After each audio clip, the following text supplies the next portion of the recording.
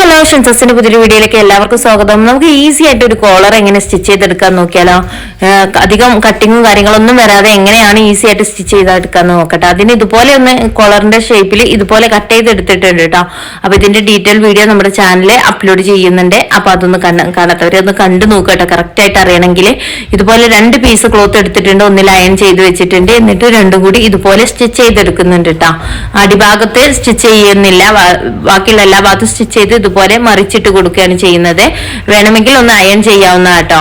ഇപ്പൊ കണ്ടില്ലേ, ഞാൻ ഈ ഭാഗത്ത് വേറെ ഒരു കട്ടിങ് ഒന്നും വരുന്നില്ല, അതൊന്ന് മടക്കി കൊടുക്കുകയാണ് ചെയ്യുന്നത്. വേണമെങ്കിൽ ഒന്ന് പതിപ്പിച്ച് സ്റ്റിച്ച് ചെയ്യാം കേട്ടോ. ഞാൻ പതിപ്പിച്ച് സ്റ്റിച്ച് ചെയ്തിട്ടുണ്ട്.